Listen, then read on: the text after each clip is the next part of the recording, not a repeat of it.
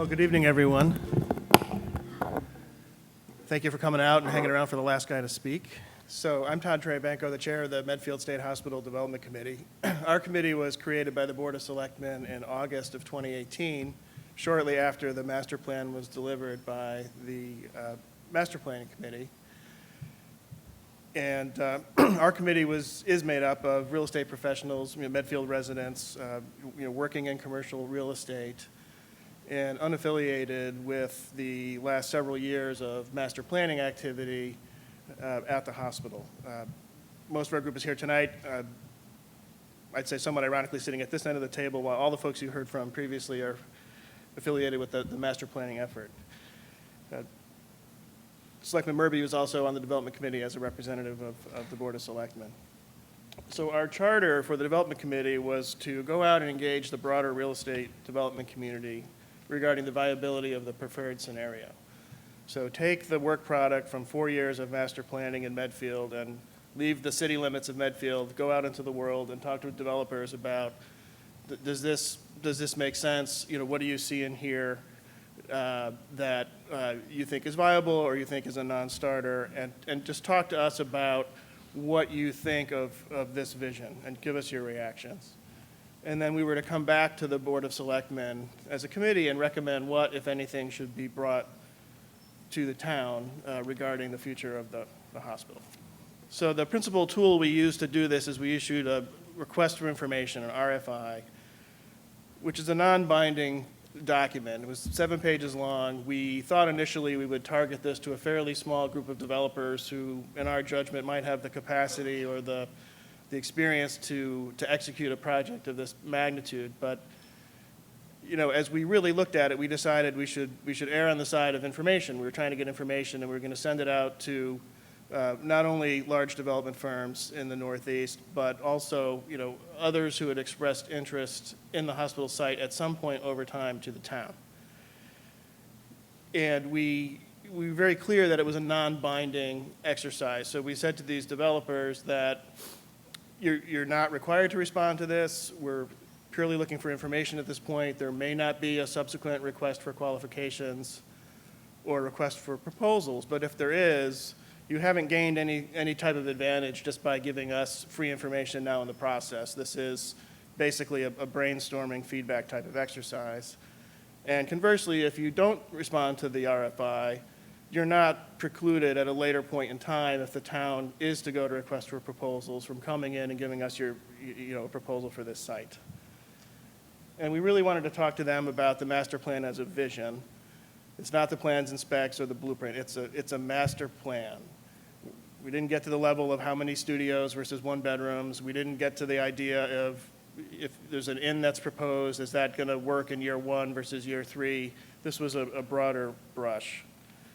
And we asked them about the opportunities and challenges of that plan and what they saw as the possibilities or impossibilities of that plan, and whether they would be interested, where they thought they could get financing, what kind of funds might be available to offset what might expected to be town expenditures that perhaps the developer could pay. And we got pretty good responses. We received 5 detailed responses, which we then followed up with individual interviews, going into these offices and sitting down with everyone that responded, regardless of the nature of their response, to just try to learn as much as we could about the project and their interest in it. So 3 of the responses we received were from nationally recognized local, Boston-based firms that have a lot of experience and long track records in historic preservation projects. The newest of these firms was formed in the mid-1980s. The other firms go back to the late 60s or early 70s. Collectively, they've done hundreds of properties and collectively own and manage over 100,000 apartments across the country. And their feedback to us, and these are specific phrases that I pulled out of the RFI responses, they really felt this plan could be a winner in terms of historic tax credits and other resources that they know how to use and that are available. They were pretty excited about the plan and thought that it could be viable and buildable with some flexibility from the town going forward as sort of the normal part of the real estate development process.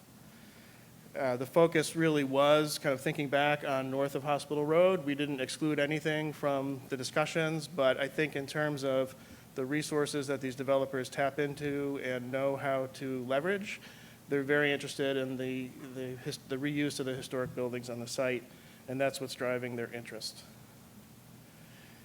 The message on the zoning was pretty loud and clear. None of these developers see this as an unfriendly 40B type project. They want to work collaboratively with the town. And they stressed that the need for the zoning really related to the size of the project, that in other circumstances, let's say a 200-unit development, their interest might be in being designated the developer by the town and then working with the town on the zoning, maybe having a hand in the zoning before something goes to town meeting. But given the scale of this and the hundreds of thousands of dollars, one firm told us $1 million to prepare a binding request for proposal response with plans and specs, engineering studies, remediation studies. They weren't going to put this project ahead of other things in their pipeline that they had more control over and not run the risk of spending a lot of time and money on this only to find that the 2/3 vote required at town meeting for zoning was not going to come to pass. We had two other responses that I would characterize those as from very good and successful companies, but with different business plans, not known for historic preservation or reuse. And their view was really more along the lines of, it's a beautiful site. It's not going to be cost effective to rehab the buildings. You should take everything down. Maybe maintain one or two buildings, the art center, things like that, but that generally you'd be talking about new construction. One of those firms did the State Hospital in Westboro, which is 700 units on 37 acres, to give you some idea of probably the metrics that they think would be needed for new construction to be feasible. The other was talking about the zoning, perhaps allowing for up to 500 units of multifamily on the site. Again, good firms, just not in the business of executing real estate development along the lines of what's envisioned by the plan. So we did report back to the Board of Selectmen. At this point now we're into spring of this year after all of the interviews. Our main conclusion is that there are definitely blue chip developers that are local, very experienced, that are very interested in this site. We asked them specifically what changes would you make to the plan, and frankly, we didn't get a lot of specific ideas about changes. We had at least one firm saying, I wouldn't change anything. These things are planning tools by nature.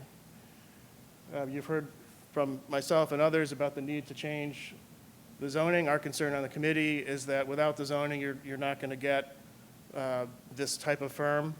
For the reasons that we discussed, and you may get firms that are not able to really, frankly, execute the project or do it well. And then finally, Randy mentioned some subsequent steps if the zoning were to pass. And as a development committee, we're sort of on the back end of the process, unlike the front end with the planning committee. And we are doing some work with money that was appropriated at annual town meeting around further studies of water and sewer remediation costs, other important information that I think we would all like to have, prior to any type of disposition vote at the RFP stage, if in fact the zoning passes.